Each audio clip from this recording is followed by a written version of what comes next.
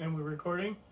Yeah. Alright, this is my frame jig, and it is made out of an old hive body that I tried to make. I tried to make a medium 8 frame hive body, and I failed miserably. And then when the wood was laying around and all of the junk, I decided that I was going to turn it into a frame jig. So I had this small box here laying around from something, I can't remember what. And then this is the old medium hive body. This is Lazarus. And I just took the old medium hive body and set the smaller box inside. And then now I have basically a way to fit my end bars in. And I take my 8 end bars and I start with them upside down with the wide or the tops pointing downward. And we do 8 on each side. Since I run 8 frame supers, that's okay. I don't mind doing 8 at a time. It'd be nice to do more, but 8's fine.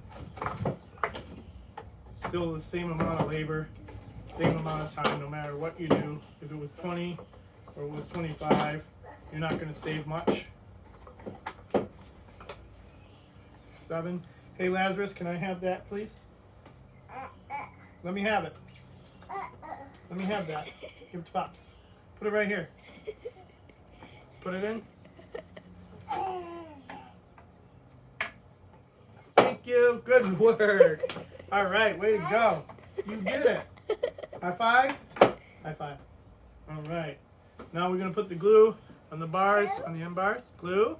Yep, glue.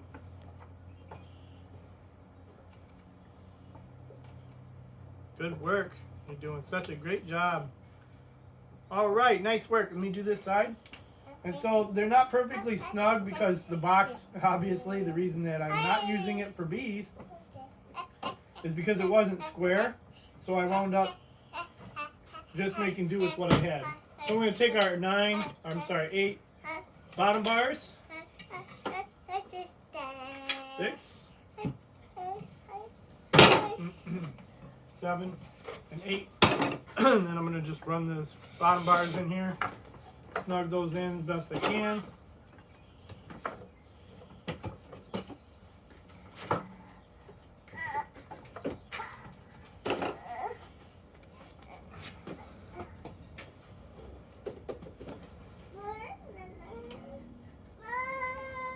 Let's come here. Let's come here. Dash. He's fine. Hold on, you can help in a second. You ready to do the nails? Hand me the earmuffs, please.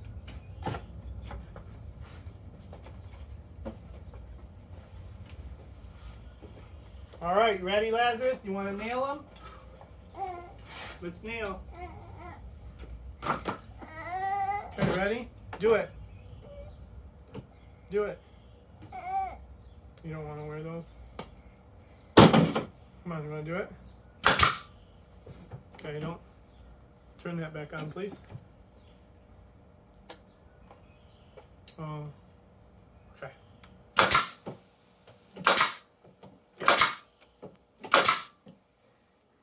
Okay, good job. Ready? Ready? All right, good deal. And so because the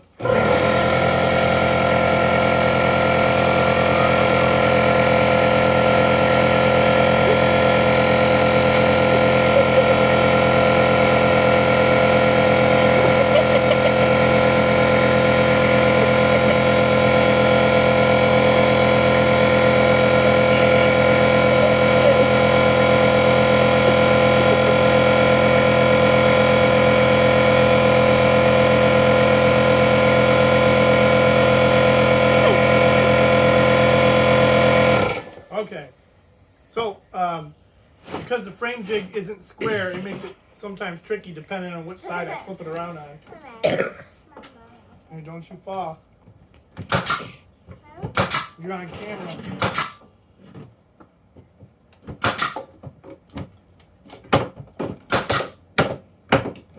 So it also means sometimes you just have to make sure that everything is square and snug before stapling.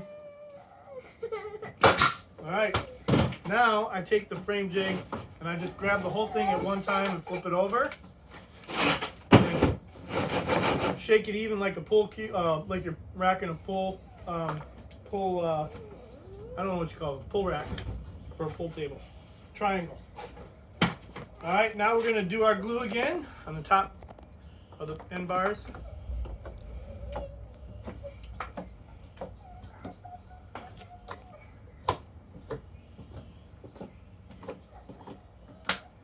Did you forget to take your nap today? Yes. So I'm going to take 8 of my top bars. And then I try to take, because these are wedge bars, I try to take the wedges, the breakaway wedges, and move them toward me. Just for uniformity's sake, because of the way that I nail them.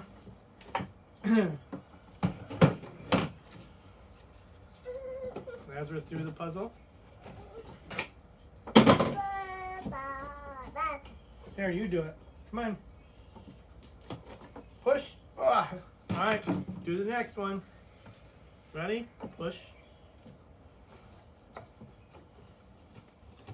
Good. Next.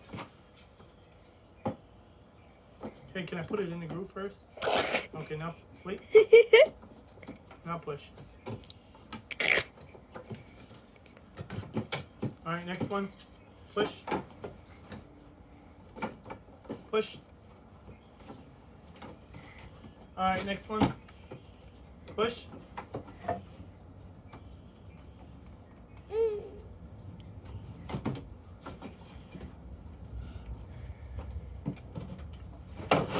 Alright, next one, push. Alright, I am using a 3/4 inch length by 1/4 inch narrow crown staples for the end bars into the tops and the bottoms. There. Okay, and now I'm going to go back through and I'm going to staple all these. Ready, Laz? Do it. Ready?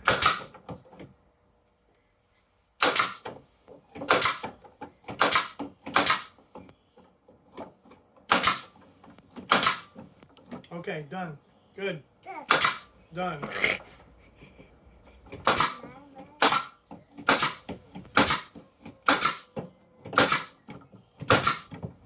Yes, I know you should be wearing eyes and ears, but he wouldn't do it.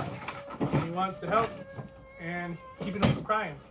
All right, so now for the sides of the end bars, I'm going to use a different staple.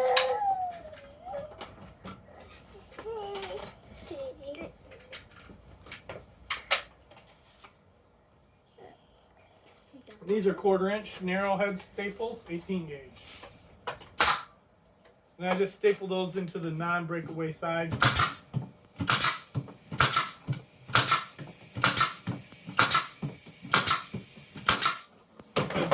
That's going to strengthen the frame and the ears when pulling up and removing them when you're doing inspections.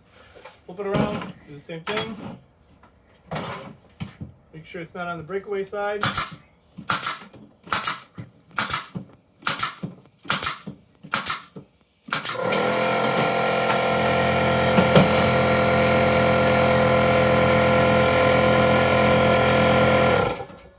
And I just flip it over. And take the small box out of the middle. They're all done. That's it.